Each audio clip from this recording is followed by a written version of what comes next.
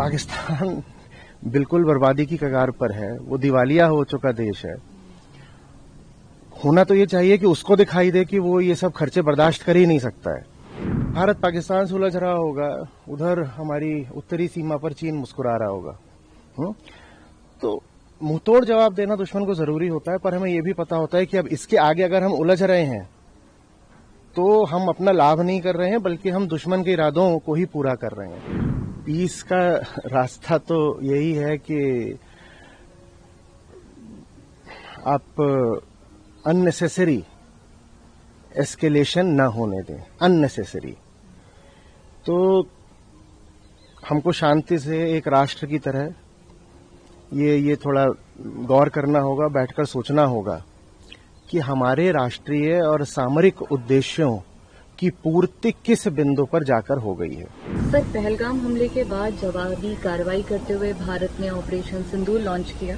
इसके बाद जो है भारत और पाकिस्तान युद्ध की कगार पे आ चुका है। पाकिस्तान एस्केलेट कर रहा है चीजें। इसको आप आध्यात्मिक दृष्टिकोण से किस तरह से देखते हैं? देखिए, सबसे पहले तो ये कि जब सामने वाला समझे बूझे नहीं और हर तरीके से हिंसा अन्याय करने पर उतारू हो तो युद्ध वर्जित तो नहीं होता है।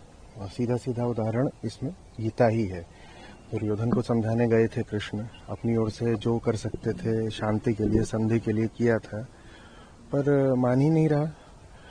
तो ऐसा नहीं है कि युद्ध और संसारी सारा कारोबार एक तरफ होता है और अध्यात्म दूसरी तरफ होता है जो सिर्फ शांति की बात करता है। नहीं, ऐसा नहीं है। इसी दुनिया में जीना है, इसी जमीन पर रहना है, और इस जमीन पर ऐसे मौके आ जाते हैं जब सामने वाला दुश्मन ही बन बैठा हो तो उसको जवाब देना जरूरी हो जाता है। तो युद्ध के पीछे एक तर्क, एक अर्थ, एक लॉजिक होता है, हम उससे इनकार नहीं कर सकते। लेकिन ये भी देखना पड़ेगा कि जो युद्ध है, हमने जैसे गीता की बात करी, तो महाभारत का युद्ध धर्म युद्ध है। अहम युद्ध नहीं बन जाना चाहिए वो। हमें पता होना चाहिए कि हमें कितनी दूर तक उस युद्ध को ले जाना है, कहाँ तक जाना है, ये जानना जरूरी होता है। डर नहीं लगना चाहिए। अगर जीवन के संघर्ष पुकार रहे हैं या युद्ध भूमि पर युद्ध पुकार रहा है तो डर नहीं लगना चाहिए।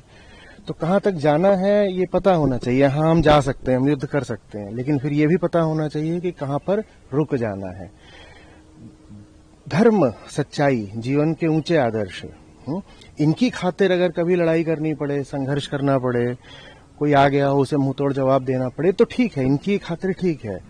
पर अहम की खातिर या भावनात्मक प्रतिक्रिया हो रही है, उसकी खातिर लड़ते जाना वो ठीक नहीं है। और इसमें जो एक और मुद्दा है वो हमें समझना पड़ेगा थोड़ा। भारत और पाकिस्तान में अंतर है।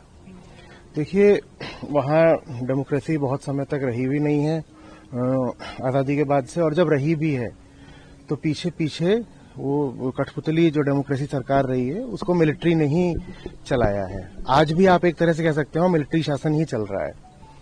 तो उनको तो कुछ भी करके बस अपनी अपनी पकड़ सत्ता पर मजबूत रखनी है। वो अकाउंटेबल तो है नहीं लोगों के लिए, और उनके पास ऐसा जो मिलिट्री रूलर्स हैं उनके पास, उन मिलिट्री रूलर्स के पास ऐसा कोई विजन भी नहीं है आगे के लिए कि उन्हें पाकिस्तान को बहुत खुशहाल, प्रोग्रेसिव, डेवलप्ड देश बनाना है। उनको तो बस किसी तरह से अपना काम चलाना है और उन्हें सत्ता का सुख भोगना है और मौज करनी है। अब ये आंकड़े हैं, कुछ बहुत साधारण आंकड़े हैं। एक फाइटर जेट 2,500 करोड़ का आता है। एक टैंक, मॉडर्न टैंक 100 करोड़ का आता है।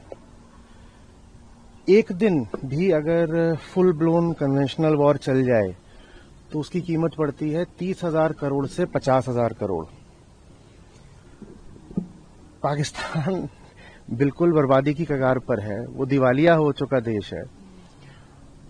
होना तो ये चाहिए कि उसको दिखाई दे कि वो ये सब खर्चे बर्दाश्त कर ही नहीं सकता है।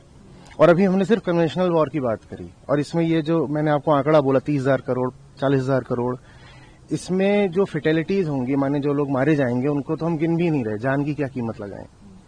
लेकिन वो इसके लिए तैयार है। वो इसके लिए तैयार है क्योंकि कहीं ना कहीं इसमें उनका छुपा हुआ स्वार्थ है।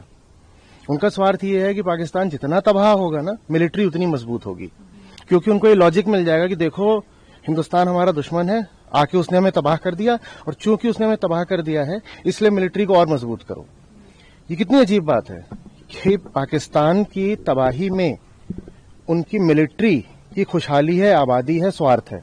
वो पाकिस्तान तबाह होगा, मिलिट्री बढ़िया, और वो सत्ता पर काबिज हो जाएगी।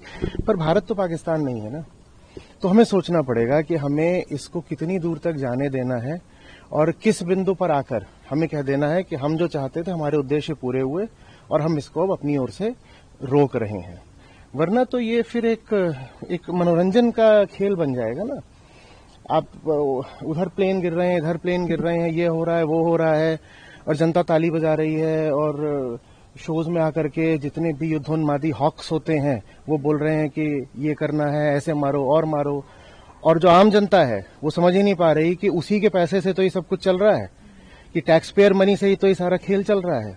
एक कन्वेंशनल वॉर भारत को 10-20 साल पीछे फेंक देगा। न्यूक्लियर वॉर की बात अभी हम नहीं कर रहे हैं, पाकिस्तान को उससे दूना पीछे फेंक देगा।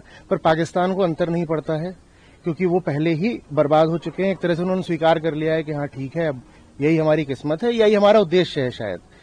लेकिन हमें देखना होगा, उनकी इकोनॉमी हमसे 9-10 गुना छोटी है, आबादी भी हमसे 7-8 गुना छोटी है। भारत को एक ग्लोबल पावर होना है ना, सिर्फ रीजनल पावर नहीं। भारत पाकिस्तान से उलझ रहा होगा, उधर हमारी उत्तरी सीमा पर चीन मुस्कुरा रहा होगा।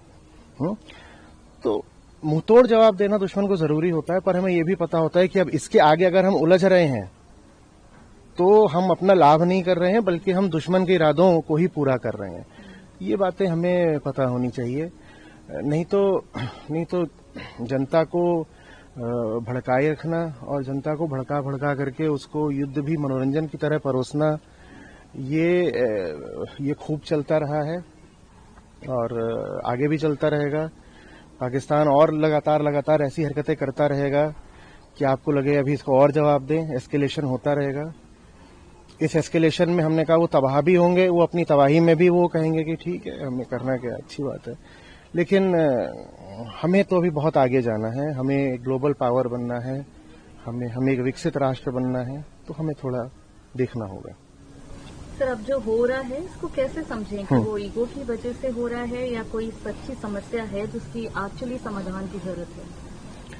देखिए, शांति भी अच्छी चीज होती है और कुछ मौके आ जाते हैं ऐसे जीवन में, एक नेशनल लाइफ जो होती है, राष्ट्रीय जीवन में, जब युद्ध भी अनिवार्य हो जाता है। तो अपने आप में शांति भी ठीक है और कभी युद्ध भी ठीक हो जाता है। ठीक क्या नहीं होता है? ठीक होता है भीतरी अंधापन, भीतरी बेहोशी, जब हमको पता ही नहीं होता कि हमारी प्रतिक्रियाएं हमारी नहीं है, वो हमसे उकसाई जा रही हैं। हमारी प्रतिक्रिया हमारे भीतर से एक तरह से उगाही जा रही है, हमें मजबूर करा जा रहा है प्रतिक्रिया करने के लिए। ठीक है, तो वो चीज खराब होती है। शांति बहुत अच्छी चीज है और कई बार शांति की ही खातिर युद्ध की भी अनिवार्यता हो जाती है। क्या करें, युद्ध होना नहीं चाहिए, war is a very very ugly thing, होना नहीं चाहिए। पर कई बार ऐसा होता है, कम होना चाहिए और कम होना चाहिए। अच्छा हो कि हम एक ऐसी दुनिया में आ जाएं जहां युद्ध बिल्कुल ही ना हो, लेकिन वैसा है नहीं, व्यवहारिक तौर पे युद्ध की जरूरत है। ये जो इमोशनल रिएक्टिविटी होती है ना, जिसमें कई बार ये भी आ जाता है कि पूरे तरीके से हमको चढ़ जाना है, पूरे तरीके से बर्बाद कर देना है, वो चीज खुद को ही भारी पड़ती है।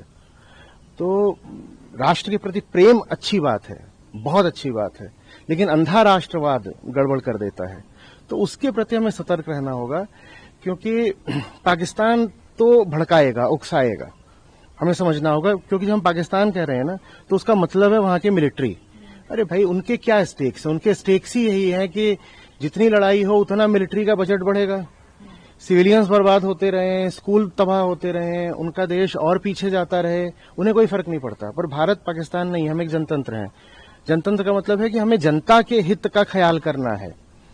सिर्फ हमें ये नहीं देखना कि हम बिल्कुल क्षणिक आवेश में आकर, क्रोध में आकर के कूद पड़े, या कि टीवी की स्क्रीन पे हमको दिखाई पड़ रहे हैं कि एक के बाद एक ऐसे रॉकेट गिर रहे हैं या टैंक गरज रहे हैं, तो उससे हमें एक तरह का मनोरंजन मिल गया।